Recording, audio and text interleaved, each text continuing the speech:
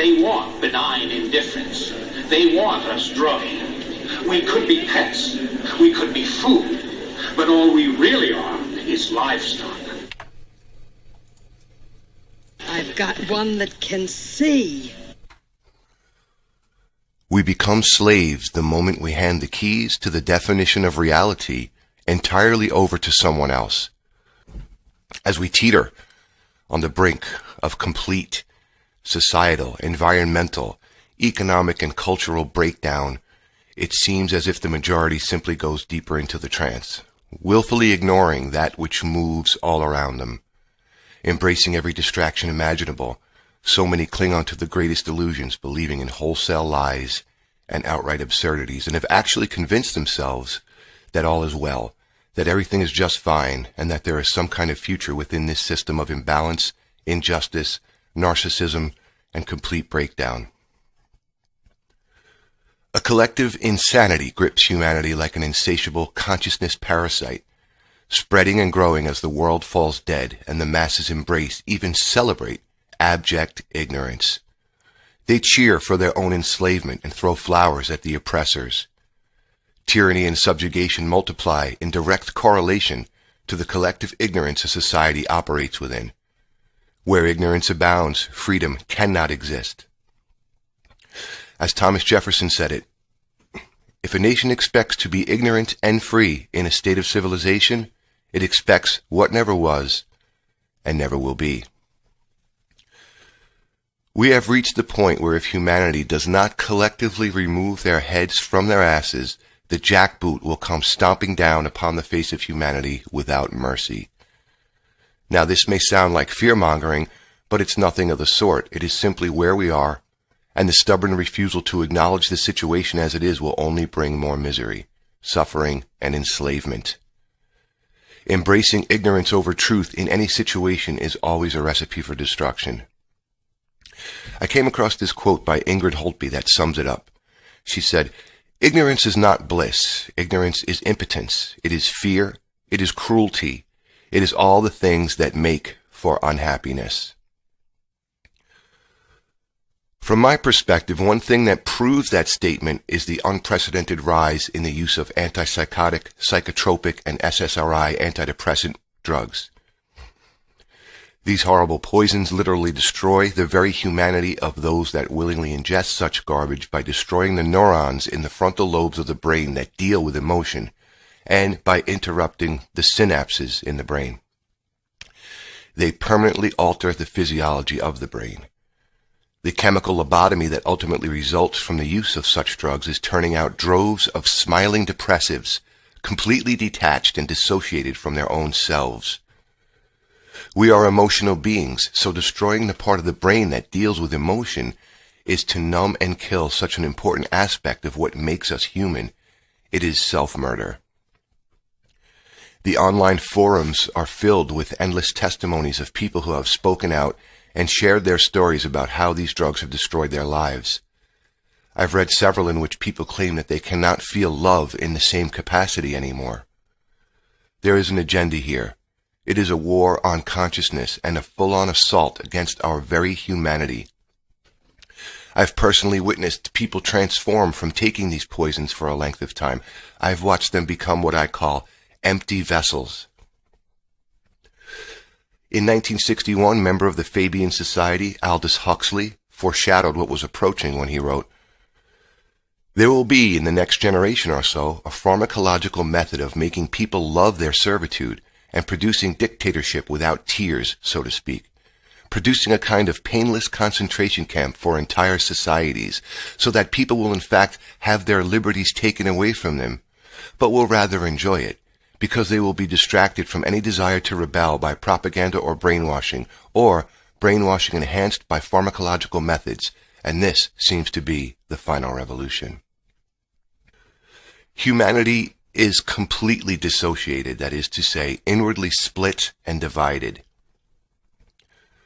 We are born into a system that feeds this split, manufactured division, and we're conditioned into the control paradigm from the moment we begin to learn and develop. It begins with conditioning into the familial structure as parents indoctrinate their children into their beliefs and ideas about reality. Then the kids are sent through the 12-step brainwashing indoctrination that we bravely call education. The ones that stand out or do not fit in are hammered back into place, often through the drugging of the young with such horrors as Ritalin, which does roughly the same kind of damage that SSRI drugs do. Ritalin is a highly addictive Schedule II stimulant. Now, the education system as it stands creates a hyper-left-brained cognition where free thinking is shunned and creative expression is muted. It turns out generation after generation of indoctrinated robots who have had their critical thinking abilities severely diminished, if not shut down altogether. It's slave training. And if that sounds harsh or conspiratorial, just look into the Common Core curriculum guidelines that are now in place in the schools. The entire system is designed to turn your kids into little worker bees that can't think and will not question their servitude. Just a cursory observation of the youth of today will attest to this. They're a lost generation, enthralled and distracted with technology. Now, what kind of children will a generation of non-thinking, dumbed down, drugged out, dissociated, spiritually dead, emotionally derempt automatons turn out? Well, the generation of lost souls that are coming up now. When you give your mind away to this control structure, this is what happens. And you somehow believe that our kids will inherit some kind of utopian society? Now, that's assuming that they even give a shit at all about what kind of world we're leaving to our children. Most do not. Care and compassion have been effectively programmed or drugged out of the mass consciousness, and a culture of complete narcissism and selfish egoic me-ism has arisen. This ego-centered culture is so out of balance and accord with natural law that it will fall, and we have a front row seat. To actually believe that it can go on much longer as it is right now is a complete delusion. Then, of course, there's the apathetic mindset. Many are intelligent enough to understand that the state of the country and the world is in shambles. They just don't give a flying fuck. As long as they have theirs, why should they care? Now, people like that are extremely delusional because they've bought into the false notion that somehow they will not be affected. They have bought into the illusion of separation and cannot even remotely begin to comprehend that when one human being suffers, we all suffer. They are devoid of any understanding of their connection to nature, to the divine, and to one another. They are selfish and self-centered, existing on the periphery and completely enslaved by the unhealthy, overinflated ego.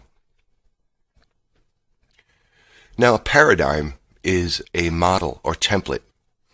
We can define it as a collective worldview. The current paradigm is one of control and subjugation in which true freedom is spat upon and erroneous and completely disempowering belief systems, ideologies, and falsehoods are embraced, celebrated, and vehemently defended. Perhaps one of the most destructive false beliefs that is so willingly embraced is the absolutely erroneous belief in authority. Now, the word authority derives from the Latin word auctoritatem, which means command, and from the Latin auctor, which means master or author. So, a belief in outside authority is a belief that some external master is the commander or author of your life. Now, I don't know about anyone else, but in my life, I am the author. I reject any and all outside authority, be it in the form of a god, a guru, a government, an academic expert, a law enforcer, a so-called lover, or any other external influence. This belief in authority has caused untold human misery for thousands of years. The control paradigm wants a collectivized herd, and that's exactly what exists. The entire New World Order system of control is one built upon the ashes of selfhood and individuality. When a person makes the conscious effort to stand apart from the crowd and be an individual, The collectivized herd ruthlessly attacks that individual and seeks to pull them back into line like crabs in a bucket.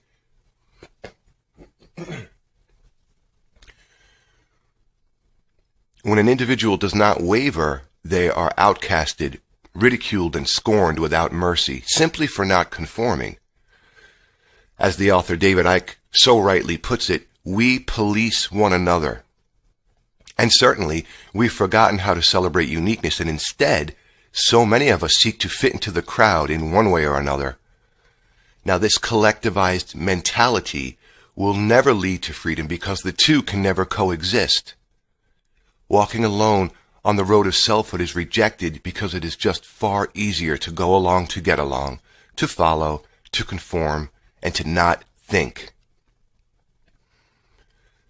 I've noticed in my personal life that when you refuse to conform to norms or status quo thinking and speak and stand in your truth, especially those who claim to love you, reject you and try to pull you back into the sheep pen. It's astounding. But the man or woman who thinks for themselves is an enormous threat. And I put it this way.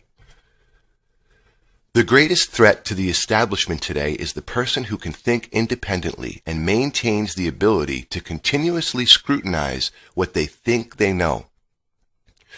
The challenger of conventional thought, the critical thinker, the man or woman of ideas is the enemy, the one who walks alone. She will not join. She will not conform. She will not waver. She has detached from the herd. The free thinker is perceived as the dangerous one.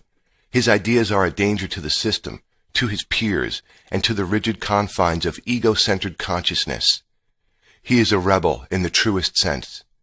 He is the sane amongst the unsane, the one whose guidance comes only from within. Think for yourself and watch the lie become dust beneath your feet. Think for oneself, right? What a rarity in this circus carnival of insanity we call culture. Most would rather die than ever think for themselves. It's just astounding to me that people wish to remain within collectivized ignorance and still imagine themselves to be free. The massive over-identification with ego consciousness, which is propped up and encouraged at every turn, only solidifies the illusion of separation, and from that illusion will manifest a dystopian global prison of our own making. Now, never forget that there is an outside influence, but ultimately it's in power because we allow it to be so. We allow evil to flourish by ignoring it, and we permit the vilest and most sadistic psychopaths to rule over us. This willful act of turning a blind eye and choosing ignorance over truth is what is causing and sustaining the mess we find ourselves within. Now again, the teacher Michael Tsarion hit the nail on the head when he stated, "People born in Western countries have no excuse for not knowing the reasons for injustice, cruelty, and human enslavement. If a person doesn't know there is an ongoing conspiracy against freedom, justice, and truth, it's because they don't care to know. Despite their access to libraries, bookstores, television, newspapers, internet, and the best schools, many people simply prefer to exist in a state of cognitive dissonance. They never ask what is going on, and they ridicule the few who do. These people constitute the true enemy." It's a very powerful statement. The only thing I really don't agree with is the part about newspapers and television. Having access to newspapers and TV is really not going to lead you to the truth too much. Those devices are made to control and influence public opinion. But I think the rest of that quote is right on. It's the real enemy are the gormless masses that stand in the way. Right? The ones who refuse to think for themselves, the ones who refuse to stand in selfhood, and the ones who will ridicule you for doing so. That's your enemy. The outer world of manifested reality is a direct projection of the collective consciousness. The control paradigm works primarily through mind control, psychological manipulation, and subconscious conditioning to create the outer world of manifested reality that the controllers want. Since the controllers are incapable of creation and operate at a lower vibratory frequency. You see, psychopaths are devoid of compassion and the creative element, thus are not human in the truest sense. They condition the mass consciousness to create and project the reality that they prefer, which is one of imbalance, disharmony, suffering, greed, chaos, and despair. Completely in contradiction to natural law, but in line with their frequency and their imbalanced consciousness. Author Thomas Sheridan, in his book Anvil of the Psyche, summed it up perfectly like this. He said, this non-material aspect of our personal identity, consciousness, is a double-edged sword. It has the potential to either create through personal intention or to be manipulated to create what an exterior influence requires of our intention. Our collective intention and energy is manipulated to feed the beast, so to speak. No, he was right on when he said that. Our powers of creation, our intention, our consciousness is manipulated so that collectively we will create the world that more resonates with these psychotic controllers, which look around you. That's what they feel comfortable in. A world of disharmony and imbalance and injustice and just complete disharmony to natural law. The ruling class is psychopathic and completely parasitic, a reflection of the collective consciousness parasite that infects humanity, and in recent times it has slipped out of the shadows and now operates in plain view for all to see, or at least for those who are willing to look. Unfortunately, far too many are either afraid to look or are just unwilling, so instead they live their lives in total denial, in a delusional state of separation, falsely believing that they are free. They are slaves, and until one can admit that to oneself, there is no hope of ever being free at all. Oh yes, they can buy into the illusion of freedom, but that just ensures deeper enslavement and locks the mind up tight within a psychological prison cell. In fact, the control paradigm would not work so comprehensively without the illusion of freedom. And this is precisely where the majority are at right now, and it can only lead to ruin. As the philosopher Vernon Howard stated, he said, human sickness is so severe that few can bear to look at it, but those who do will become well.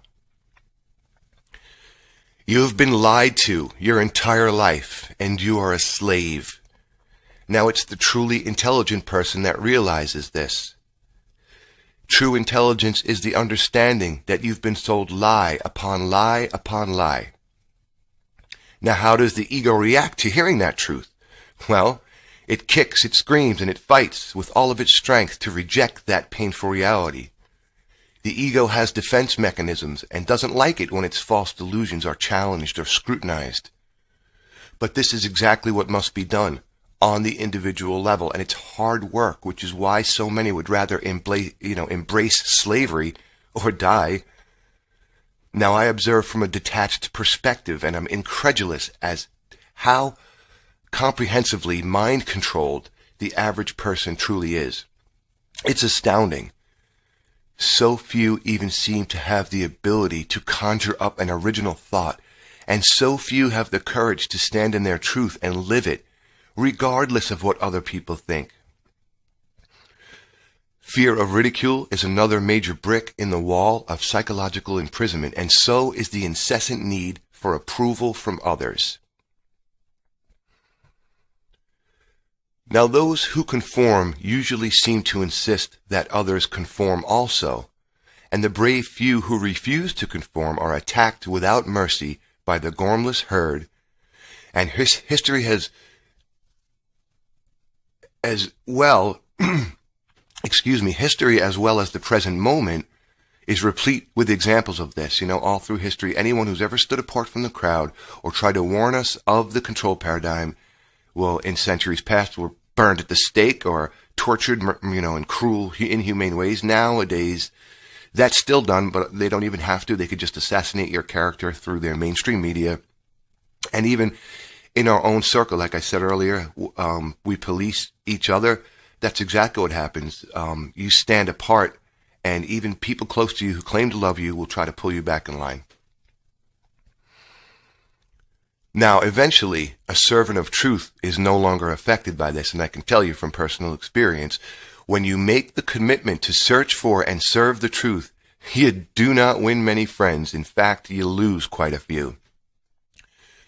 People have come and gone in and out of my life, and so many have gone not because they didn't like me as a person, but because of my views. Now, when you awaken and step outside of the mental and emotional prison cell, you become a threat to those that cannot or will not free their minds from the control paradigm. When you experience a shift in consciousness, you vibrate at a higher rate of frequency, and this is very uncomfortable to those who refuse to expand their awareness. Many people get very angry, even sometimes downright violent, when you upset the apple cart. Now, this following clip from the 1999 film The Matrix spells it out pretty well. Take a listen. The Matrix is a system, Neo. That system is our enemy. But when you're inside, you look around, what do you see? Businessmen, teachers, lawyers, carpenters, the very minds of the people we are trying to save. But until we do, these people are still a part of that system, and that makes them our enemy. You have to understand, most of these people are not ready to be unplugged. And many of them are so inert, so hopelessly dependent on the system, that they will fight to protect it. Again, it's very difficult to walk the road of awareness and selfhood. It is a constant effort and a continuous rethinking of your perceptions and beliefs. It is to keep what you think you know under constant scrutiny. See why this is so difficult for most people? It's just far easier to exist within a parameter of beliefs, even if they are extremely limiting. Now, this can be summed up perfectly in this quote by Jack Trout. He said, "The sane person constantly analyzes the world of reality and then changes what's inside his or her head to fit the facts." That's an awful lot of trouble for most people. Besides, how many people want to constantly change their opinions to fit the facts? It's a whole lot easier to change the facts to fit your opinion. We call that information bias. He went on, "Unsane people make up their minds and they find the facts to verify their opinions, or even more commonly, they accept the opinion of the nearest expert, and then they don't have to bother about the facts at all." This is the mindset in which the mass majority operates within. They are unsane. Now, interestingly, the word sanity is very close to the word sanitize, so if your mind is sanitized, then it is sane. The ego has worked very hard to build its precious edited belief structures, and when that foundation is threatened, the ego rebels. We edit out the dark side of life, or what we do not wish to acknowledge, including our repressed memories and the things we've been conditioned to fear, or the things we do not like about ourselves. This imbalanced mind state manifests in the outer world and reflects this collective imbalance back to us, even on the individual level in our personal relationships. Now, I think that a good first step to walking away from the control paradigm is to understand what the true function of the ego is and to rediscover your divinity. Remember who you are and understand that you are not the thing you think your thoughts with. In fact, that mechanism is but a tiny aspect of the totality of the psyche, albeit a very persistent and stubborn aspect. It's when we over-identify with the ego that so many problems arise, and we are about to witness the consequences of this as our civilization falls into ruin. It has happened before throughout history, and it's happening now. What is about to occur across this planet will shake it to its core. Now, once it's discovered who and what you truly are, you can begin to work with the ego and negotiate with it. You allow it to function as it is meant to do and to do its job. It believes itself to be the boss, but it's not. It is the falsely enthroned king.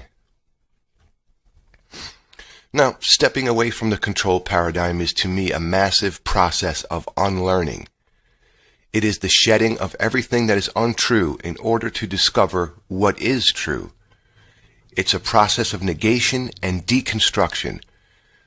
Now, it's very painful at first, letting all of your precious beliefs fall away, but it's necessary and highly rewarding in the long run. If you are engaged in this process, others will become extremely uncomfortable around you, especially if you're vocal about it. Most will just view you as crazy because the person becoming sane appears that way to the unsane. You'll get labeled as a kook, a wacko, a nut job, a conspiracy theorist, or whatever, and that's a good sign that you're on the right track. Now, one of the greatest decisions I made in the beginning was to turn off the fucking television. Now, I'm not saying either way that you should or you shouldn't, but I suggest this experiment. Don't watch any TV for 90 days and instead read nonfiction books for that time. Read stuff that will help you learn things you did not know before. If you really want to expand your perceptions, read books on occult symbolism, and then after the 90 days, watch TV again with more educated eyes and see if you notice any difference. One thing is certain. Within those 3 months, you will have learned things you didn't know before. You will have expanded your knowledge base. And the reason I mentioned books on occult symbolism is because once you have an understanding of these ancient sacred symbols, you begin to see them all over the place. And we'll get to that. I stopped actively watching TV around 1999, the year when I started to kind of wake up. To this day, I very seldom watch any, but when I do, I see it in a whole new way. For example, there's a current TV commercial out right now for Axe hair gel. In the ad, there is blatant Masonic imagery, and it's no coincidence. This is done deliberately. After a while, you begin to see occult symbolism everywhere and realize that it's being used subversively. You see these symbols in advertising, on corporate logos, within the halls of religion and government, literally everywhere. Now, symbols speak to the subconscious mind, and these sacred symbols are denigrated to sell you something and to subliminally program the psyche. Thomas Carlyle spoke about the power of symbols when he stated, "In a symbol there is concealment and yet revelation. Here, therefore, by silence and by speech acting together, comes a double significance. In the symbol proper, what we can call a symbol, there is ever, more or less distinctly and directly, some embodiment of and revelation of the infinite. The infinite is made to blend itself with the finite, to stand visible, and as it were, attainable there. By symbols accordingly is man guided and commanded, made happy, made wretched." Now, advertising in mass media is loaded with subliminal programming through imagery and symbolism, much of which is sexualized to appeal to the baser instincts and to sell you something you don't need. Now, television is a great medium. It's not TV itself, it's the abject shit that accounts for 99.9% of broadcasting that's the problem. It's how the hidden persuaders are using it that should be understood. The consciousness manipulators are black magicians, dark occultists, or sorcerers, if you like, and it is no exaggeration to refer to them as such. TV is one of the greatest tools of mind control ever invented. You cannot tell me for 1 second that this medium does not have an effect on the mind. Just listen to the average adult conversation, right? Mostly it's just shallow, empty babble, and so few seem to exhibit the ability to engage in intelligent conversation of any depth anymore. The sorcerers have used this medium as a way to dumb down the masses, and it has been extremely effective. Just look at the typical commercial, which seems to be geared towards the lowest level of intelligence, and you'll see just what I mean. Now, once you turn it off, read, and begin to expand your knowledge base, you probably won't want to watch very much of it anymore anyway. Now, straight from the horse's mouth, we can get a better understanding of how TV is used to control. Anton LaVey was the founder and high priest of the Church of Satan. He came right out and stated in his writings the exact purpose of TV. He said, "Many of you have already read my writings identifying TV as the new God. There is a little thing I neglected to mention up until now. Television is the major mainstream infiltration of the new satanic religion. The TV set, or satanic family altar, has grown more elaborate since the early 50s, from the tiny fuzzy screen to huge entertainment centers covering entire walls with several TV monitors.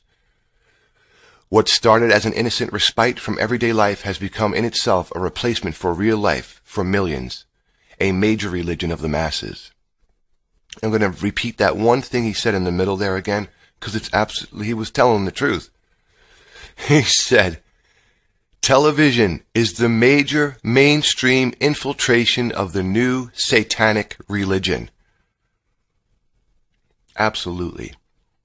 LeVay went on, he said, there are television sets in every home, every restaurant, every hotel room, every shopping mall. Now they're even small enough to carry in your pocket like electronic rosaries. It is an unquestioned part of everyday life. Kneeling before the cathode ray god with your TV guide concordance in hand, we maintain the illusion of choice by flipping channels, chapters and verses. It doesn't matter what is flashing on the screen. All that's important is that the TV stays on. Now, stepping away from the control paradigm doesn't mean that you have to go live in a cave and be a hermit, living off of the land. To me, it's entering into the observer mode and detaching from all of the noise and the nonsense. It is freeing your mind by the act of reevaluating everything you think you know. This process leads to self-discovery. You can still participate in the system, but you are no longer attached to or identified by it. It's like the Neo character from the movie The Matrix taking the red pill and seeing beneath the veil of false reality.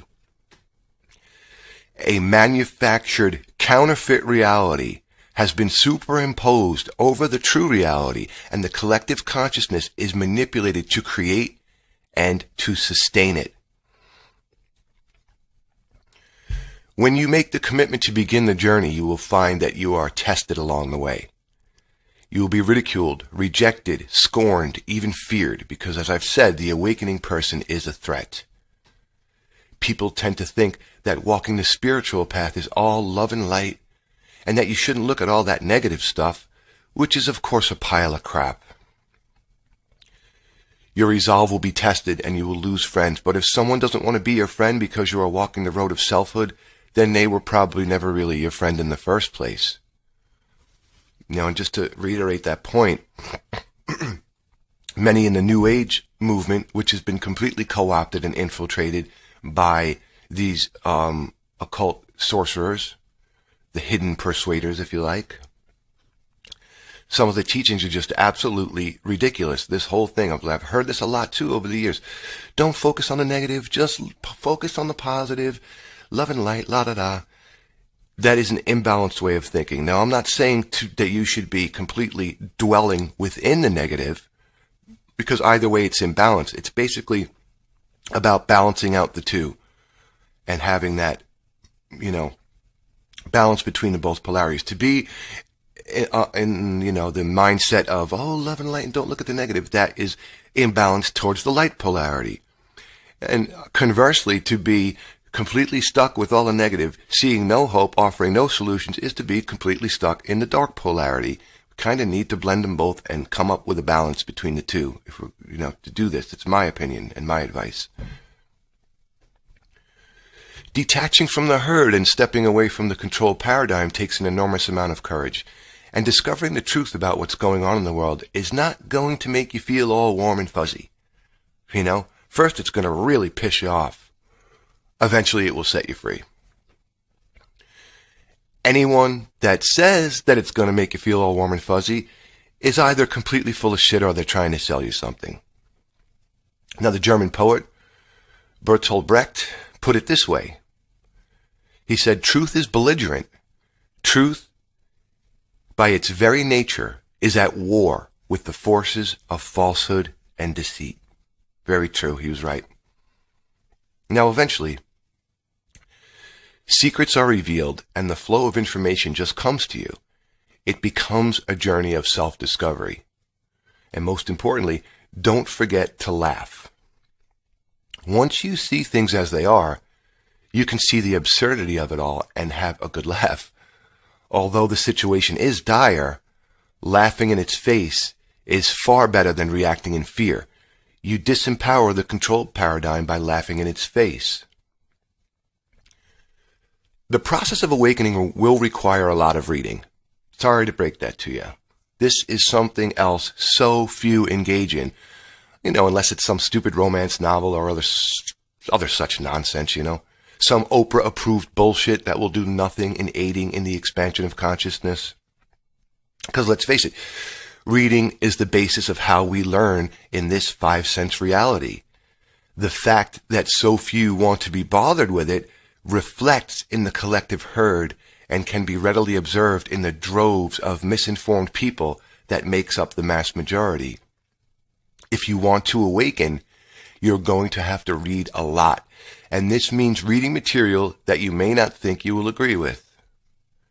It requires taking in information that will challenge what you think you know. However, the process of awakening is not as much about gaining new information as it is about letting go of preconceived ideas and beliefs. Reading information that challenges your beliefs aids in the process of letting go. Make no mistake, the journey towards enlightenment is a destructive process. It is, right, think about that a second. We tend to think of enlightenment as, in terms of luminescence, I see the light, now I'm in the light. Always forgetting, that when the light comes in, the first thing it does is it shines upon all the dirt and the muck and the shit that needs to be cleaned away. Well, enlightenment doesn't really work that way. It's not so much about luminescence as it is, think of it in terms of weight. You're letting go all the crap that has bogged you down. Now you're enlightened. And it is a destructive process. Very much so in the beginning. It's very painful. And I can tell you from my own experience, it's worth it. It's the destruction of everything that is untrue, false ideas and beliefs about reality and the self. And it is a process of negation. Again, you can see why so few will ever bother with this. The hyperinflated ego has them by the throat, and its fragility is threatened by this process.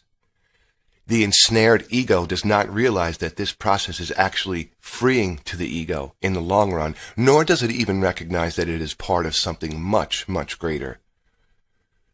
When you discover your own divinity, you realize that the self wishes to embrace the ego, not obliterate it.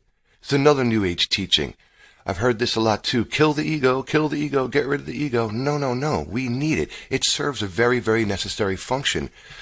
I put it like this. It kind of acts as an anchor for this reality. Its job is basically to put things in nice little neat boxes and packages, like an efficient stock clerk, if you like. However, the ego's overcompensating. Think of it as a deckhand on a ship. It's a deckhand and it has a necessary job to do, but it's running around thinking it's the captain of the vessel. This causes a lot of problems in the world. We're split. We're disconnected from the source. We're not standing in the light of our divinity, walking around unaware of who and what we are. Well, look around at the world that creates. And it's not the ego's fault. The ego's done a great job. And when the higher self comes in, if you like, it will try to embrace the ego. It will thank it. Job well done. Now, when this process occurs, the ego is free to function as it was meant to. Again, this does not come easy and without considerable effort. You're not going to sit down for 30 minutes in front of some TV show and boom, there you go, instant enlightenment. This is a lifelong, ongoing process. It's continuous scrutiny of what you think you know. We live in an information age, an age where we're bombarded with information. And more new information comes in. You must constantly reevaluate what you think you know. Clinging on to old archaic belief structures just ain't going to do it. The people that refuse to go with that flow and to open their mind are in for a lot of trauma in the days ahead, because their ego's going to fight and it's going to suffer major breakdown from that unwillingness to initiate this process here. Now, most are locked within the limiting state of consciousness. Most people locked in this limiting state of consciousness where the ego is boss simply prefer distraction over expansion. They are lost little souls, buying into every lie of the control structure, especially the lie that they are separate or that nothing exists outside of the five-sense reality. Now, since the ego is but a tiny aspect of the totality of the psyche, those entrenched within ego-centered consciousness believe that they're small. See, the ego tricks us into believing this lie, and of course it's encouraged by the control system. See, the thing about the term ego, when you say the word ego, it conjures up a lot of negative connotations because most people don't understand the dynamic of the psyche. So when you say the word ego, people instantly think of, the egomaniac type, the one who walks around with his head swollen, whose shit don't stink, thinks they're better than everything else. All they do is talk about themselves, and we've all dealt with people like that before. But that's not what I'm talking about. When I talk about the ego, what I'm talking about is basically the mechanism that you think your thoughts with. That constant chatter, that conversation that's always going on. If you're sitting there saying, what conversation is he talking about? Yeah, that one. That's the ego. Now, we've been duped and tricked into believing that that mechanism that we think with is the totality of all that we are. But it's not. It really is just a tiny aspect. It's just that the greater aspect, if you like, is veiled from us because of the ego. And to digress just a bit, something happened in mankind's past where we collectively suffered an immense trauma. And because of this immense trauma to consciousness, the ego was born.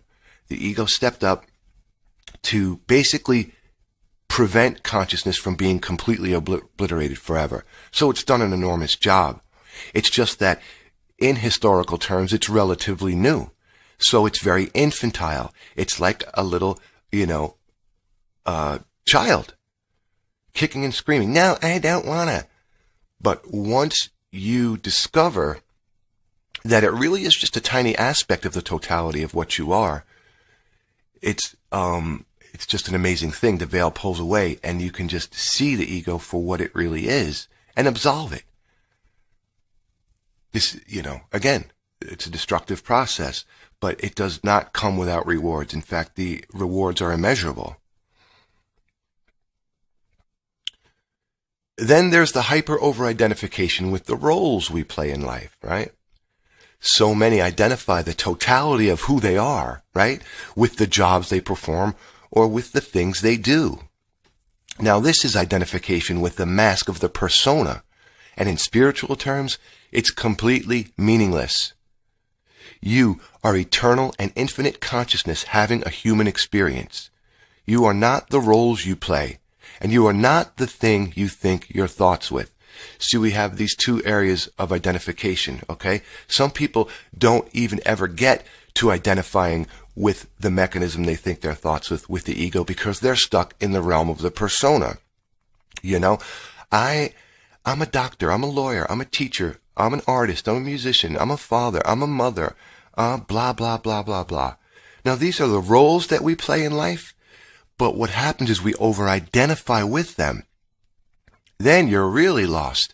These are just roles, again, in spiritual terms, completely meaningless. Meaningless. That is nothing to do with what you are. And again, stepping away from the control paradigm is an ongoing process. It is a lifelong journey of unlearning and discovery that, of course, begins on the individual level. I know I've probably said that in every single podcast. I'm repeating that point to hammer the point home. You cannot look outside for this. This is something that you initiate. It's something that comes from within. No one No one else can do it for you, and no one can give you a roadmap. The answers they're already inherent within you, masked and veiled behind a lifetime of conditioning and mind programming. That crucial first step is in realizing that you have in fact been conditioned to view reality in a certain way, the way that the dark occultists want you to see it. And that's something else the ego has a hard time with too. It doesn't want to admit that everything it thinks it knows is a lie. That's a threat to the ego. The ego's worked so hard to build these walls of perception and these walls of belief systems. It does not like it when the idea comes that everything I think I know might be a lie. But that's, again, like I said in the beginning, that's what true intelligence constitutes, the understanding that you've been lied to your whole life. And until one can make that realization and be honest with himself, then the process can begin. But the ego doesn't like that. Well, the ego thinks, well, if I'm wrong about this, I might have been wrong about other things. The ego strives to be right. It wants to be right at the expense of actual understanding. And I've seen this with a lot of people. Their minds are shut so closed, their beliefs are rigid, and nothing, not even the most evidence in the world, can penetrate those carefully constructed walls of belief. But however, the psychological grip is breaking in these times. However, the more the sorcerers tighten their grip of oppression, the more the opportunity arises for individuals to free their minds. And again, no one can initiate the journey for you, and no one can show you the way. This is an individual journey. Of course, you can have mentors and teachers, of course you can, but always realize that the true teacher will never tell you to follow them. A real teacher will always tell you that it is already within you. You must strive to become your own teacher, your own shaman, your own guru.